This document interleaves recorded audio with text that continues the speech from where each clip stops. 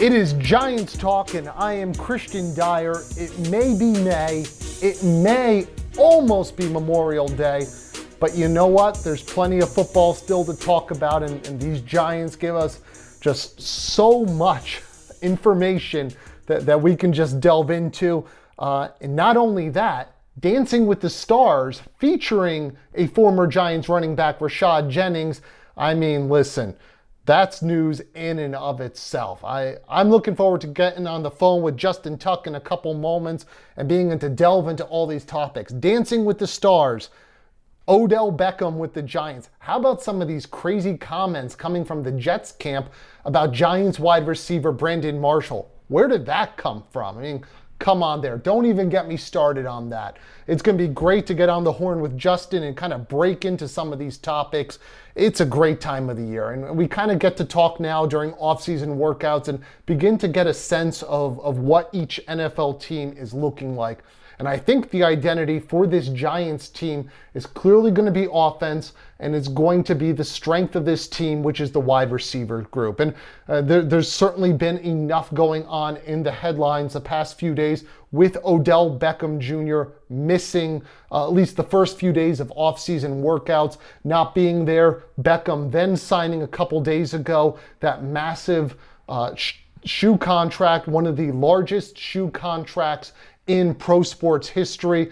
You know, you talk about those big moments for a player's career. This is one of the seminal moments, I think, in the NFL when you're talking the largest ever shoe contract in NFL history. I mean, that's a big deal, and that just shows you the power of Odell Beckham on the field. The one-handed catches, the big plays, the all-pro, Pro Bowl type of seasons that he's had now through 3 years in the NFL. But off the field, this guy resonates with the fans. And I think that's part of the reason why we're so concerned as members of the media, as fans of the New York Giants are concerned that Odell Beckham is not there during off-season workouts. Does it send the wrong message to his teammates?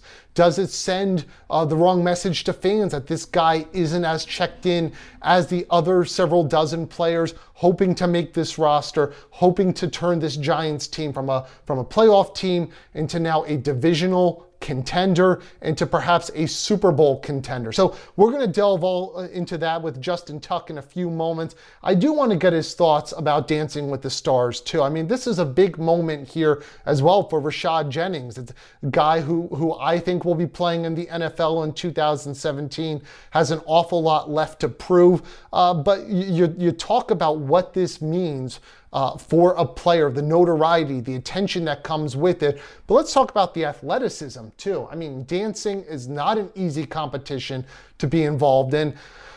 You're taking a running back who, yes, he's elusive. Yes, he has good moves on the field, but you're teaching him a whole different skill set. So I thought that was pretty neat. And finally, I want to talk barbecue and Memorial Day weekend. And Justin's an Alabama guy. Barbecue is religion down there. So maybe he'll share some secret recipes with us, a couple tips, see if he has any thoughts. And I want to talk a little Yankee barbecue with him too. So going to be a lot of good stuff as we get Justin Tuck on the phone in a few moments. This is Giants Talk. All right, now, Justin, I know past couple of weeks we've talked an awful lot about NHL and Rangers and playoffs and everything else. We're going to go from the ice, and instead of starting off talking sports, want to ask you about the big news this week: Rashad Jennings, Dancing with the Stars.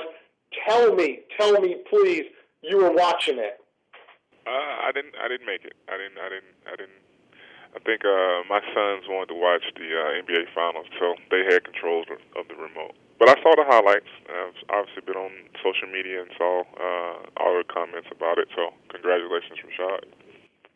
I mean, is it a surprise? You got a fleet-footed running back there. I mean, he's a guy who can get into that next level and make defenders miss. He showed off a couple moves in this competition to win it. Yeah, I mean, I've heard a lot about the guys that go into doing this. Dance with the Stars, and just how much time they spend with their partners and rehearsing those routines. So I'm not surprised at all. I mean, football players are very athletic, and being a running back, he's used to being really shifty on his feet. So that doesn't surprise me at all. Would you ever do something like that if they come to you and say, "We want you to be a part of the next season of Dancing with the Stars"? Would Justin Tuck do that? That's not in my wheelhouse. But I'll never say never. But I would probably say that's not necessarily in my wheelhouse. Well, what is your go-to dance move? My go-to dance move is if you ever seen the movie Will Smith Hitch. If you ever seen the movie Hitch, Will is giving Kevin James these tutorials about how to dance, and it's that 1-2 step, staying really, really tight and close. That's my go-to. I stay in my lane. I've never been known for a guy that cuts a rug, so I just stay in my lane. But I got good rhythm though. But other than that, nah. All right, so let's talk about if you're put on the offensive side of the ball, you're getting into the end zone. Would you have a dance move, or are you just going to be one of those guys who tosses it to the referee? Yeah, I think if I had a dance move, it would be something subtle. My sack celebration was paying homage to the crowd. It was me thanking the crowd. I really love those guys that act like they've been there before. But I also feel as though if you're capable of cutting the rug and you have good moves, then you should be able to express that. So I'm looking forward to, getting to see a lot of the guys being able to express their celebrations and express their happiness with getting in the end zones. But I personally wouldn't necessarily be that guy, but I do enjoy watching other guys do it.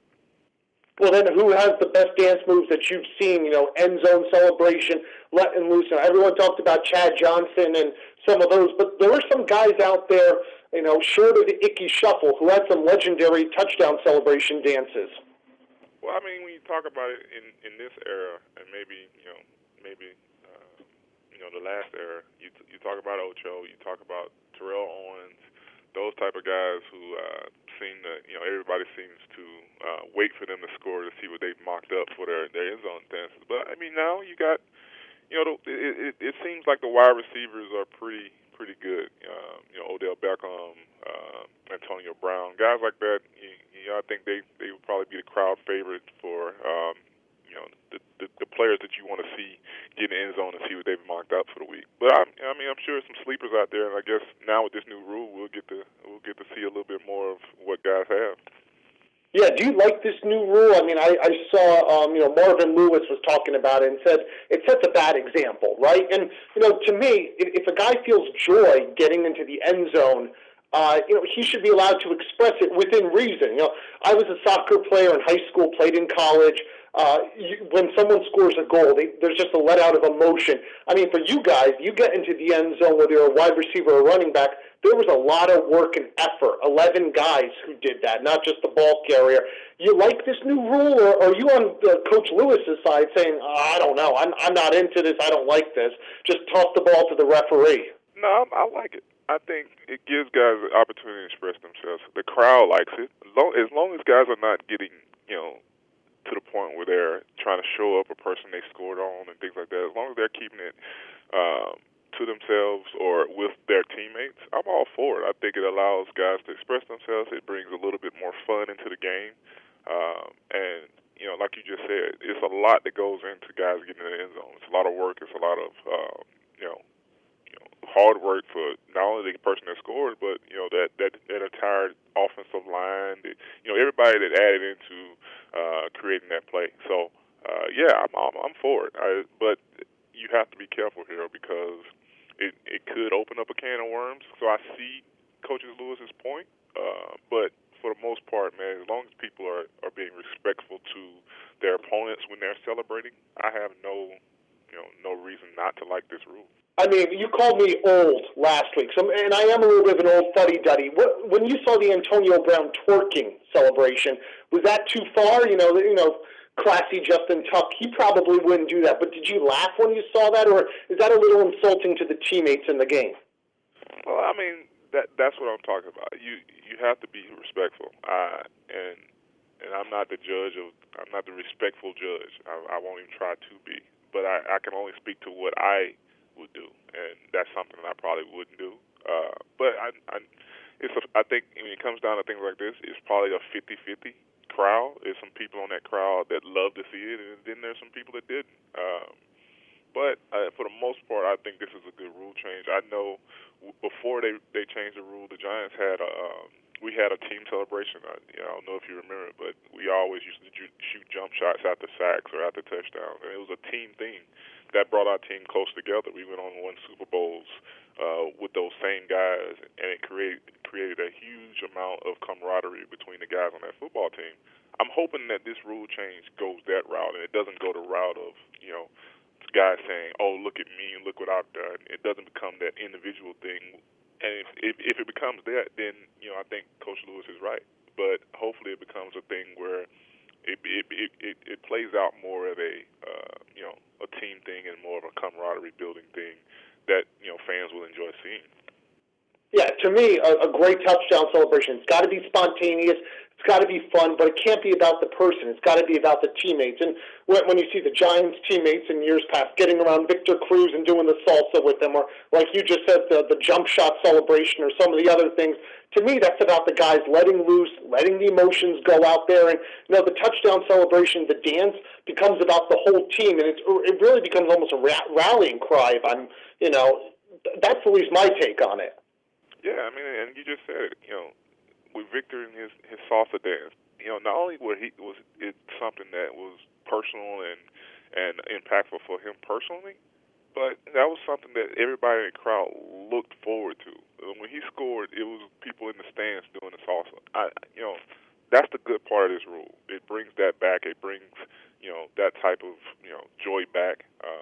But again, with all rule changes, it's not going to be 100% right, 100% wrong. There's going to be some gray area, and there is some gray area in this rule, and I get it. But I think if I'm buying or selling this one, I'm going to buy it. From now, talking about touchdown celebrations, let's talk about a guy who scored plenty of touchdowns for the Giants, had plenty of celebrations on his own, Odell Beckham, making news the past few days, kind of for all the wrong reasons.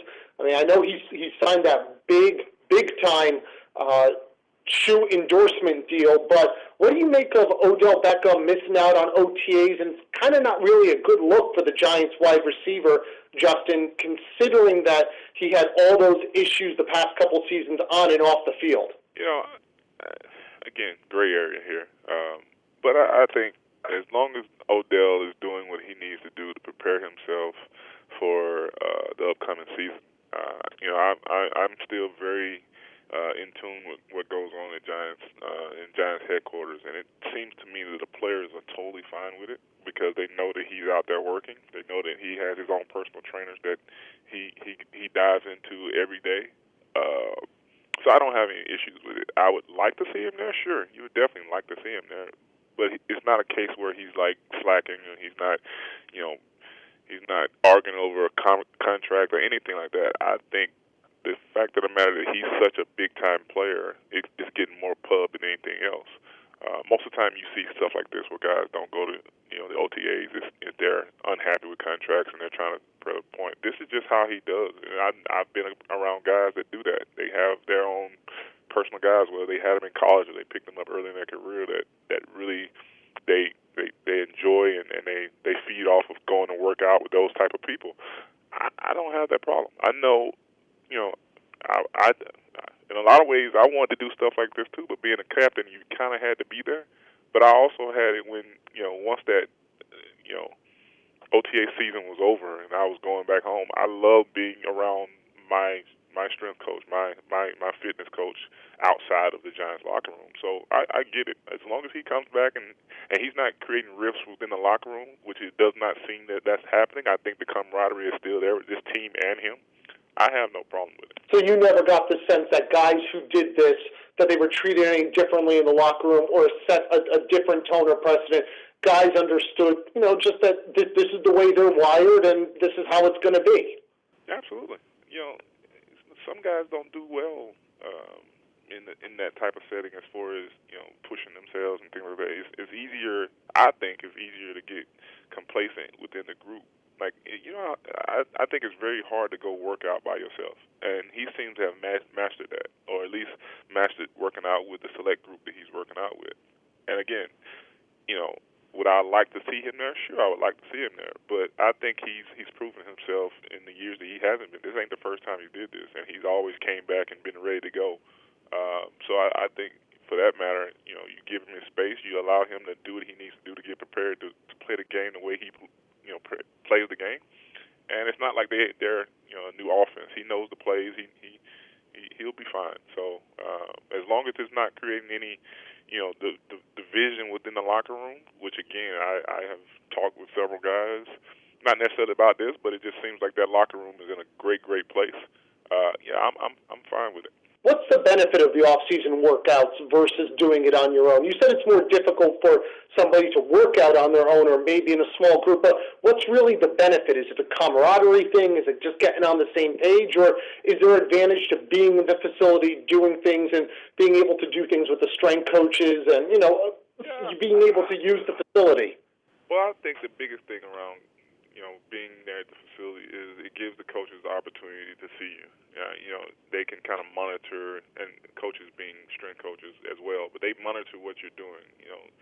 If you get hurt or something happens to you health-wise at the facility, they have, knowledge of that. They have, all that in place to take care of it. If you get hurt outside of it, that's a risk that you take, but they don't have, there's no coverage there. That's you doing it on your own. So a lot of the off-season programming has to do with just getting guys in front of the coaches, making sure they're doing the things the right way.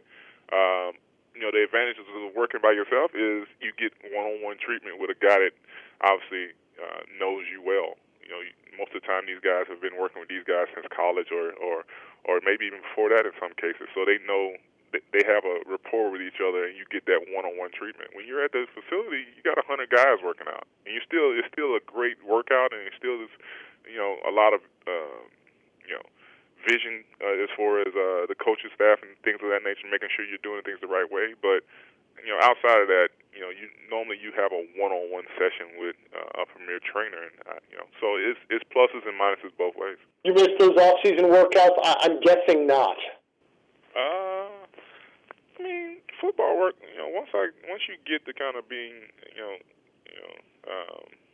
familiar with what goes on in the off season, they're kind of fun. To be honest with you, because again, you're around guys that you might not have been around since the last time you strapped it up on a football field. January, February, if you made the playoffs and you had a long run and things of that nature. So you got that 2 month span where guys kind of go away and go back to their homes or whatever it may be, and you don't see each other. So the off-season program is a fun time to kind of catch up with guys, work out, and again, get ready for the season. So I kind of missed that part of it, but the pains and the groans and all that stuff, absolutely not. I'm enjoying my little bike workouts. They're pretty light compared to what we used to do as football players. So you're just biking right now? Is that a stationary bike, or are you actually taking it out on the road, Justin? No, I'm Pelotoning 6 a.m. every morning. Well, I just want to let you know, if you ever want to come work out with me, I put up the 225 3, maybe 4 times. I don't know if you can hang with that. You're right. I can't hang with that.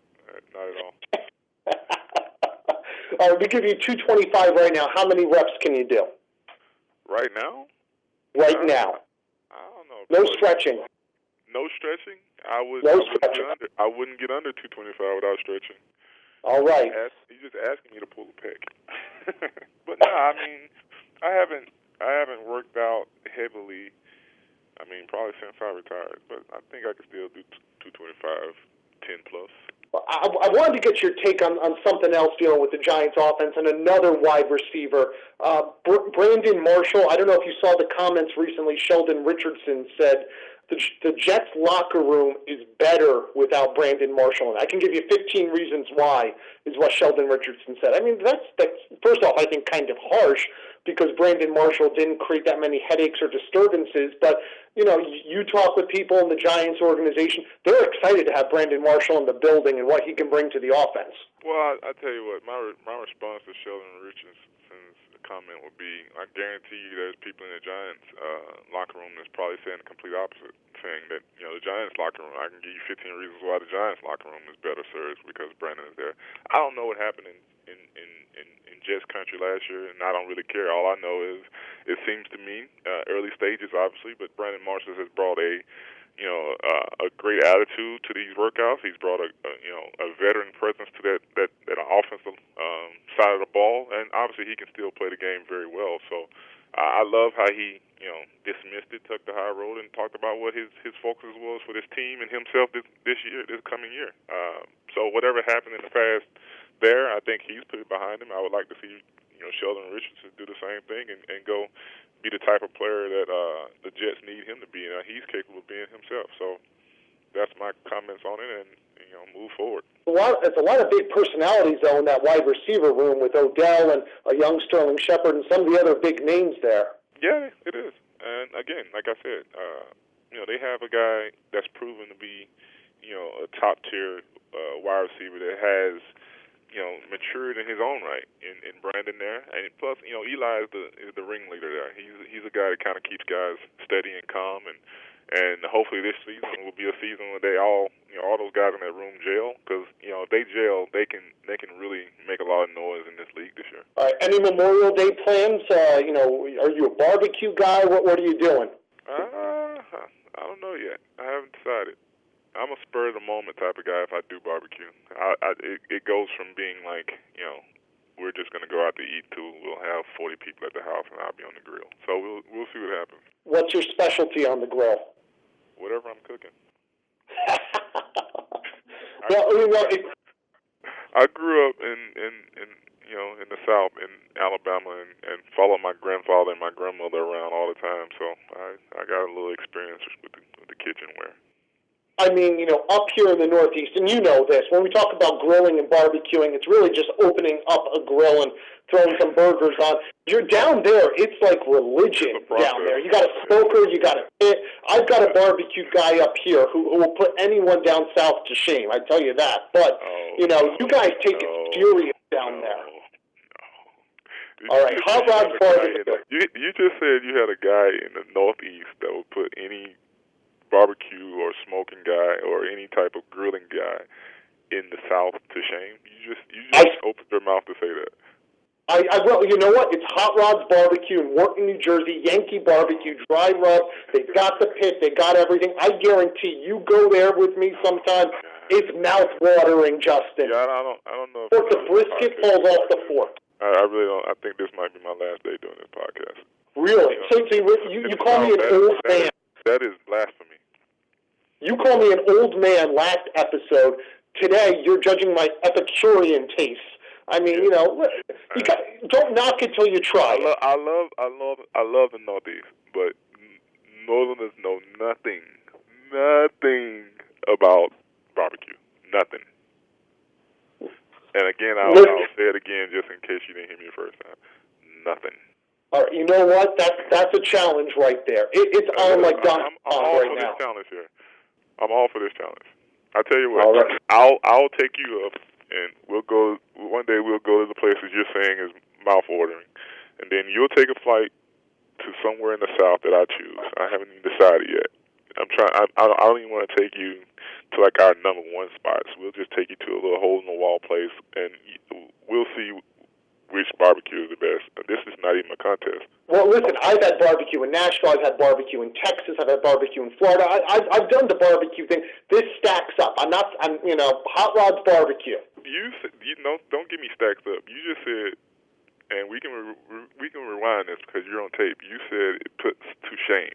That was your exact quote. I stand by it. I do. I guarantee you, all of our listeners here right now are literally shaking their head like, what is he doing? I've taken my buddy Bart's spot there, Justin, and he walked away impressed. Brian Thomas, another Southern boy, took him there as well. He walked out with bags of stuff. They're not really your friends. You want to know why? They're not really your friends. They didn't want to embarrass you and just be like, when they got in their car, they was like, are you kidding me? But now you're judging my friendship? In your face, they wanted to be, they really wanted to be respectful for you because they knew you was probably excited about it and things of that nature. But when they got in their car, they was like, man, ain't no way. No way. BT took away bags of food from the place. He didn't have to. And he probably fed his dog with them. Oh my goodness! Those are fighting words. Now, Justin Tuck. Fed his dog with those. Justin Tuck, I'm going to end this before we start doing some profanity that my preacher father wouldn't like that much. Oh, my goodness. I can't believe you said that. I appreciate you giving me the best laugh I've had in a couple of days. Thank you. Thank you very much. Wow. Justin Tuck, insulting my age, insulting my friendships, insulting my barbecue. Unbelievable. It's over. I can't believe it. It's over. He said it'll put to shame. Southern. Oh, wow. Third and final episode. It's over. It's done. We're done. We are done. I can't wait to hear what you're gonna say next week. Oh my God. I can't wait to see the Galata shots you take on me below the belt again. What's next? Just give me a preview of what you're gonna say next week. Women and children are off limits, but everything else is on, and you went after my barbecue. That's unbelievable. Justin Tuck, thank you so much for joining us. Another memorable episode of Giants Talk. Absolutely. Look forward to next week, boss.